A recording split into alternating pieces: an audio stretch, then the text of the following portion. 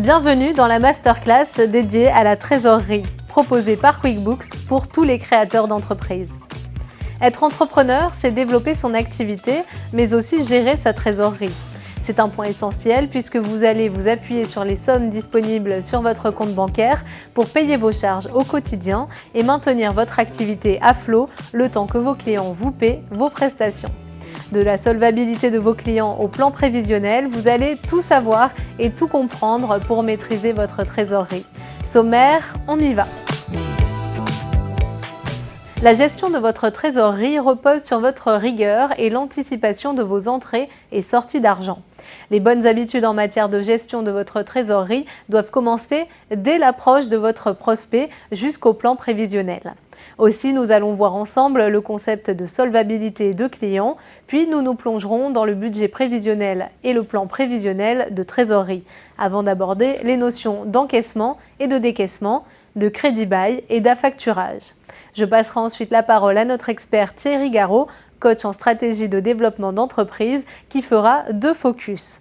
L'un sur la gestion de trésorerie en cas d'activité saisonnière et l'autre sur l'affacturage, solution qui vous permet d'être réglé plus rapidement de vos factures. Enfin, nous donnerons la parole à Étienne Lemoine, cofondateur de la Chips française. Il nous partagera les clés de son succès. Une interview inspirante qui vous donnera envie d'aller plus loin, je l'espère. C'est parti pour cette masterclass dédiée à la trésorerie. Je vous propose d'aborder dans un premier temps la notion de solvabilité de client.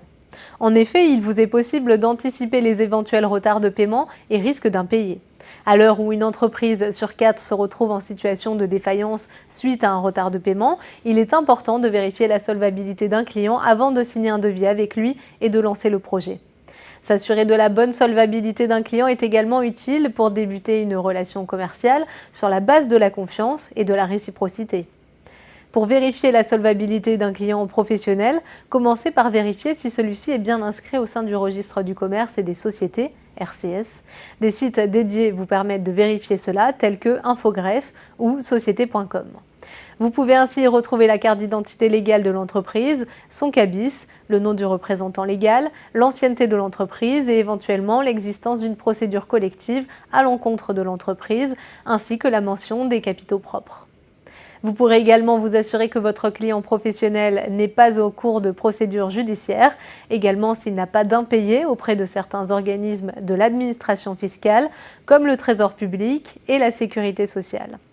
De plus, les entreprises ayant l'obligation de procéder au dépôt des comptes annuels auprès du greffe du tribunal de commerce, sauf exception comme une demande de confidentialité des comptes ou un non-respect de la réglementation, vous retrouverez sur les sites officiels d'information les chiffres clés de la situation financière vous permettant d'évaluer la situation financière de votre futur client. Notez tout de même qu'environ 50% des entreprises ne publient pas leur bilan. Il reste donc de votre responsabilité de vous assurer de la bonne santé financière de votre futur client en leur demandant des informations financières. Pour solliciter ces informations qui peuvent être délicates, utilisez l'alibi d'une gestion saine exigée par votre banquier. Dans tous les cas, parmi les informations à vérifier avant, il y a l'échéancier de règlement. Nous recommandons de solliciter systématiquement un acompte. Pour en savoir plus sur le pourcentage à exiger, renseignez-vous sur les usages dans votre secteur d'activité. En règle générale, plus le montant total de la prestation est important, moins le taux de l'acompte est élevé. Les modalités de paiement. Nous recommandons le virement bancaire à 30 jours, date de facturation. En revanche, dans le B2C, il est fréquent de demander un paiement comptant. Pensez à transmettre votre RIB dès les premiers échanges. Autre bonne pratique, soyez encore plus vigilant si votre futur client est basé à l'étranger, tout simplement en demandant un acompte de 50% par exemple. Enfin, appuyez-vous sur votre réseau professionnel, des relations de confiance avec des personnes de votre secteur d'activité, comme des fournisseurs, d'autres clients ou bien des concurrents, et posez-leur la question directement pour évaluer la solidité de votre futur client. Généralement, un client défaillant dans un secteur d'activité sera connu dans un réseau professionnel d'un même secteur d'activité. Et que faire si votre client est un particulier ? Il n'existe bien sûr pas de base de données nationale répertoriant les mauvais payeurs. Nous vous conseillons donc de demander un acompte de 30% avant le début des travaux réalisés chez votre client ou toute prestation. Maintenant que toutes ces vérifications sont faites, il va falloir anticiper la trésorerie liée à l'achat des matières premières ou pour constituer vos stocks. Le budget prévisionnel va vous donner cette visibilité-là. Je vous propose maintenant de nous plonger dans le budget et le plan prévisionnel de trésorerie. Tout d'abord, qu'est-ce qu'un budget prévisionnel ? C'est concrètement un tableau qui reprend mois par mois l'ensemble des dépenses et des recettes.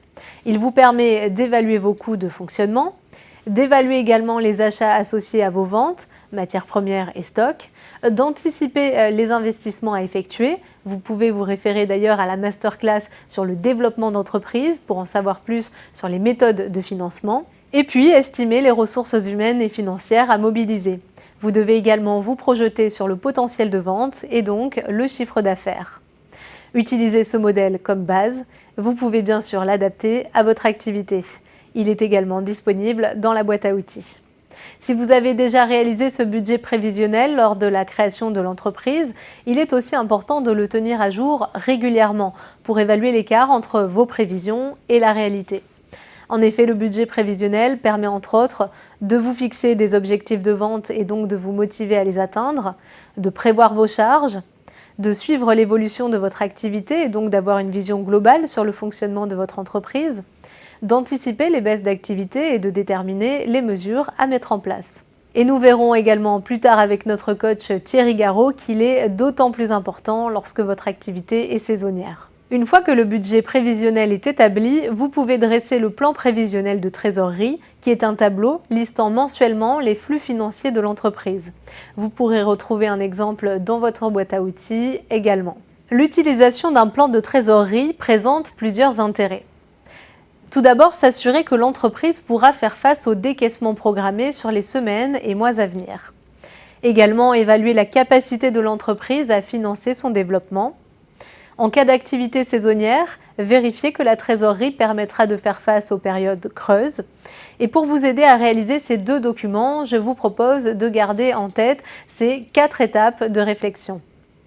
Premièrement, fixez-vous des objectifs mesurables, réalisables et atteignables. Ces objectifs vous motivent, ils vous poussent à en faire plus pour les atteindre. Dans un premier temps, vous pouvez utiliser des tableaux Excel pour rassembler vos objectifs et créer un modèle de plan prévisionnel. Une grande ambition peut devenir périlleuse si elle ne tient pas compte des calculs et conclusions tirés du budget prévisionnel ou de la réalité du marché. Des objectifs de chiffre d'affaires atteignables mois par mois sont essentiels pour construire un business plan solide et réaliste. 2. Identifier les ressources à mobiliser. Entreprendre, c'est composer avec un budget limité. Le budget prévisionnel permet d'éclaircir votre vision du fonctionnement global et définir vos priorités. Entreprendre comme gouverner, c'est prévoir. Entrevoir à l'avance vos besoins vous permet de les pallier avant même de déplorer un manque. Pensez donc à vos recrutements éventuels. 3. Jouer avec des hypothèses en temps réel au cours de l'année. Un prévisionnel de trésorerie doit être régulièrement mis à jour. Ainsi, vous pourrez effectuer à tout moment des tests pour confronter toute nouvelle hypothèse à la réalité. 4. Anticiper votre solde de trésorerie. De nombreux projets de création d'entreprise souffrent d'une mauvaise gestion de la trésorerie, non pas par manque de rentrée d'argent, mais par un manque d'anticipation des sorties, ce qui provoque un déséquilibre dans les finances. Le plan de trésorerie prévisionnel est là pour anticiper ces moments critiques. Nous vous recommandons d'anticiper ces moments critiques et d'informer très en amont votre banquier. En lui présentant votre plan prévisionnel de trésorerie, vous pourrez plus facilement le rassurer. Il pourra ainsi vous accorder des facilités bancaires. Vous l'avez compris, votre plan prévisionnel de trésorerie vous permet d'anticiper vos entrées et sorties d'argent. C'est la notion d'encaissement et de décaissement.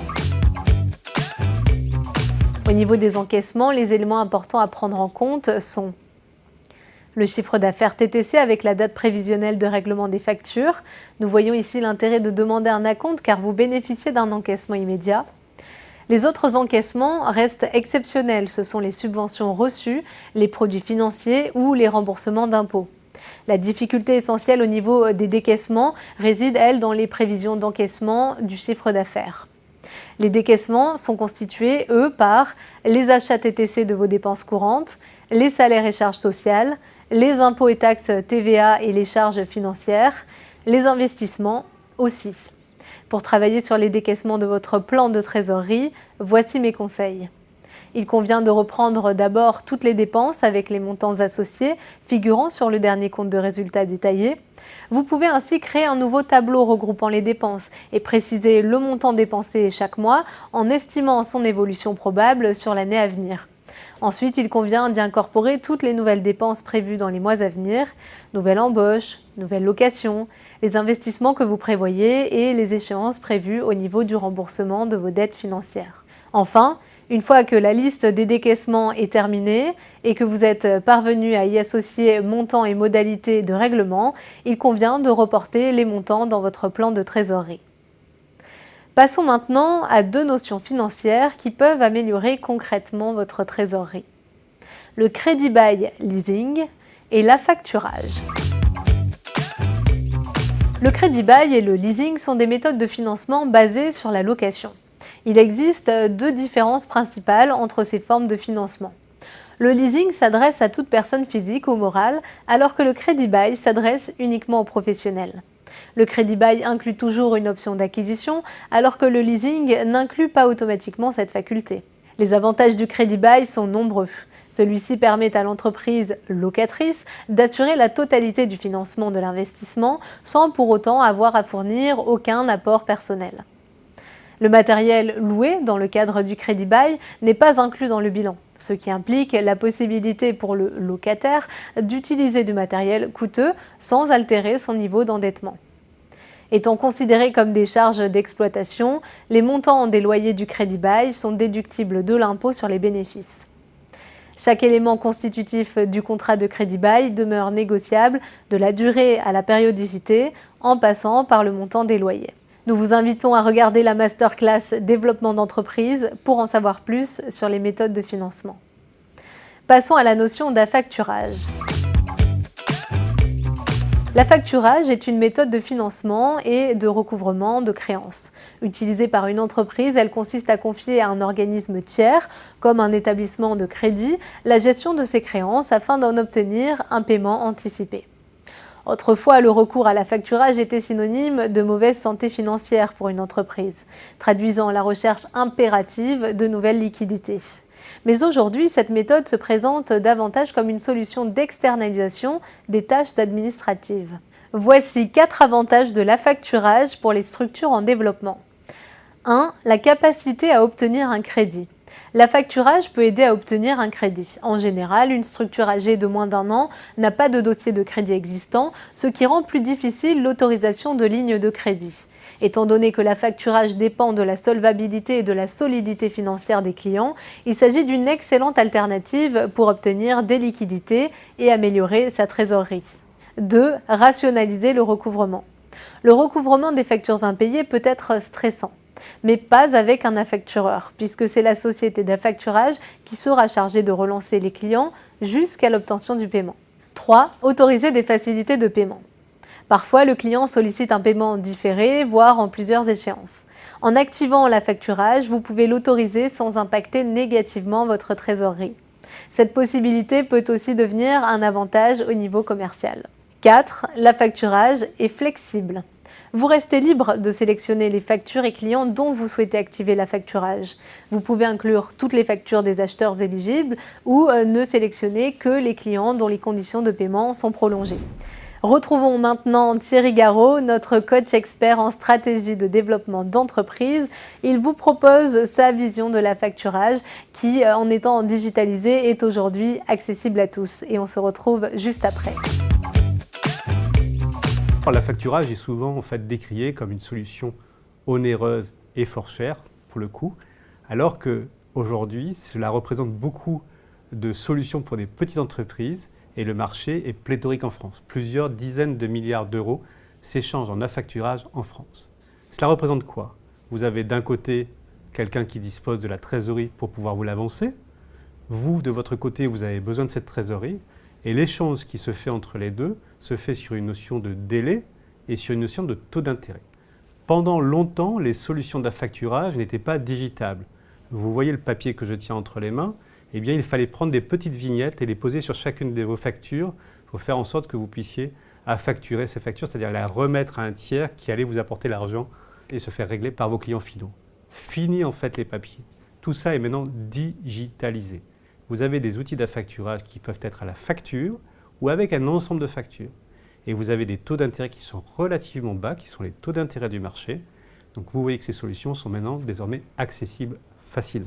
Après ces lumières sur l'affacturage, je vous propose maintenant de partir à la rencontre d'un entrepreneur qui a su développer son activité et partir à la conquête d'un marché pourtant prisé. Une séquence inspirante avec le témoignage d'Étienne Lemoine, cofondateur de la Chips française.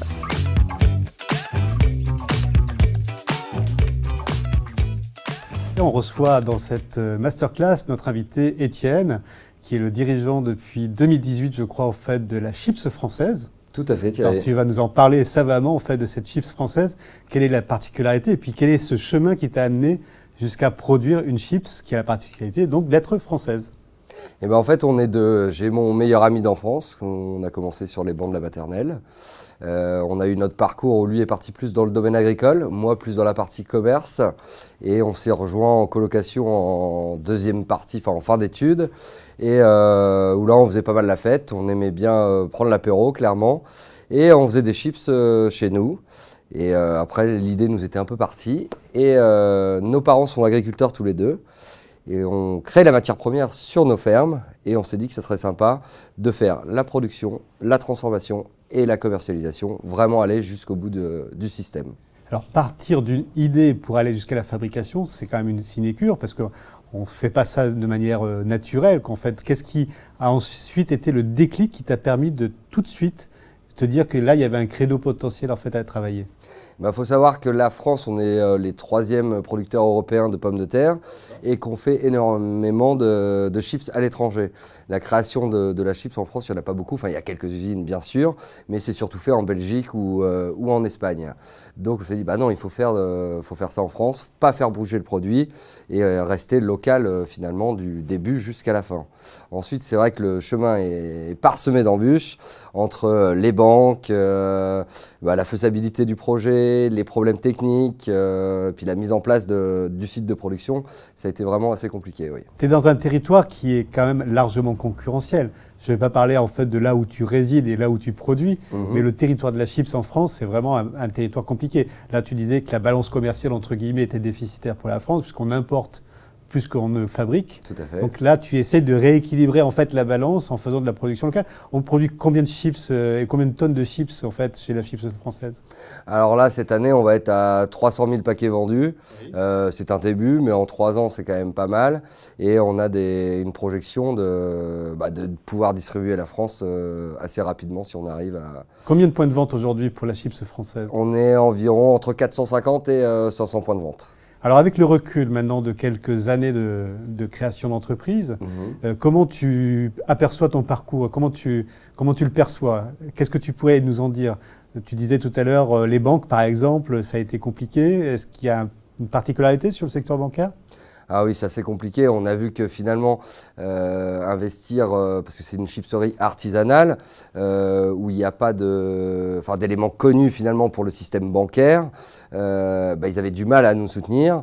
On a été voir 9 banques différentes, mais on sait qu'en achetant des terres ou du dur, de la pierre, là c'est beaucoup plus facile. Mais quand ils n'ont pas la connaissance, pas d'historique, aucun document référentiel pour voir les rentrées et les sorties d'argent, ça devient assez compliqué sur ce système. Ouais. Alors innover sur un marché qui est concurrentiel, c'est pas facile non plus. Donc est-ce que tu as trouvé une banque, une aide publique, un soutien financier? Est-ce que ça s'est fait dans le cadre familial, hors cadre familial? Est-ce que vous avez à la Chips française la notion de jeune agriculteur, comme on dit, ou finalement vous êtes chipsier? Eh bien oui, on s'appelle chipseur artisanal, tout à fait. Et finalement, comment on a construit? On est passé par les banques en crédit bail, donc on n'a pas pu faire de prêts normaux. Et là maintenant, au bout de 3 ans, on a la chance que le banquier maintenant il vient nous serrer la main, il nous déroule le tapis rouge. Donc là, on est vraiment assez fiers et c'est vraiment encourageant et satisfaisant. Mais non, ça a été difficile quand même dans nos débuts. Ouais. Quand on parle de crédit bail, est-ce que tu peux nous dire exactement sur quel type d'investissement tu as fait du crédit bail? Regardons maintenant précisément ce qu'est le crédit bail. Le crédit bail mobilier est un contrat de location assorti d'une option d'achat et permettant aux entrepreneurs de financer leur matériel et véhicules professionnels dans de bonnes conditions. À l'issue du contrat de location, l'entreprise peut acquérir les matériels à leur valeur résiduelle ou bien les restituer au crédit bailleur. De nombreux avantages sont assortis au crédit bail, 3 d'entre eux en particulier. Il vous permet d'assurer la totalité du financement de l'investissement. Il vous permet d'utiliser du matériel coûteux sans altérer votre niveau d'endettement. Et les montants du loyer du crédit bail sont déductibles de l'impôt des bénéfices. Une autre option qui vous est offerte pour piloter et gérer votre trésorerie concerne l'affacturage. L'affacturage est une méthode de financement et de recouvrement de créances qui consiste à confier à un organisme tiers la gestion de ces créances afin d'en obtenir un remboursement anticipé. 5 avantages à l'affacturage: établir un crédit, rationaliser le recouvrement, minimiser le risque de paiement, améliorer le flux de trésorerie et gagner en flexibilité. Est-ce que tu peux nous dire exactement sur quel type d'investissement tu as fait du crédit bail? Parce qu'il a fallu aussi donner des garanties, des cautions personnelles peut-être. Non, sur le crédit bail, il n'y a pas de garantie. Enfin, si, il y a la BPI France quand même, pardon. Oui, il y a la garantie de l'État via la BPI en fait. Tout à fait. Mais en garantie personnelle, finalement, on ne met rien. Mais en pourcentage, il est plus élevé quand vous faites votre calcul. Ça vous coûte quand même plus cher. Et c'était toute la partie technique de la chipserie, donc du début, donc de la comment je pourrais dire ça, pardon. Du traitement de la pomme de terre jusqu'à sa réalisation sous forme de chips. Ouais, toute la ligne technique, la chaîne de production, voilà, tout à fait, j'en perds mes mots. Toute la partie de la production et ensuite toute la partie ensachage et mise en sachet et la partie conditionnement. Donc toute cette partie-là a été mise en crédit bail. C'est un investissement important? C'est un investissement très important. Très important. Tout à fait. Donc aujourd'hui, il est en phase d'amortissement, de rentabilisation, ou il est encore en évolution cet outil de production, c'est-à-dire. On a vu grand rapidement. Donc on a pris au niveau de l'ensachage du matériel qui sert chez les plus grands noms français de chipsiers. Je ne sais pas si on peut citer des marques ou pas. Tu peux Comme tel que Vico par exemple, que Tyrells qui est implanté aussi maintenant en France. Parce qu'on sait qu'on a l'avenir devant nous et qu'on va devoir produire pour nos futurs consommateurs français. Donc ta capacité de production est encore beaucoup plus élevée que ce que tu as là parce que tu as investi tout de suite sur du matériel qui te permet de dépasser en fait ce que tu fais aujourd'hui, c'est ça ce que tu dis? Exactement. En fait. Et si tu devais, avec ton recul d'entrepreneur, donner 3 conseils vraiment opérationnels et pragmatiques à des jeunes créateurs d'entreprises qui nous regardent et à qui tu fais envie finalement, parce qu'un parcours comme celui-ci, c'est aussi un parcours de combat. Je pense que c'est se donner les moyens, croire en ses idées et aller jusqu'au bout et rien lâcher. Alors tu viens de nous parler largement de ta façon d'appréhender le futur pour ton activité, parce que tu as construit une ligne de production qui te permet de te développer encore plus. Je suppose que tu as recruté aussi des salariés ou des collaborateurs. Tout à fait. Il y a combien d'équipiers, entre guillemets, ou de chipsters addicts, entre guillemets, dans l'entreprise? Dans l'entreprise, on va avoir 6 personnes sur toute la partie production. Et ensuite, on est entre 3 et 4 commerciaux à essayer de mailler le territoire.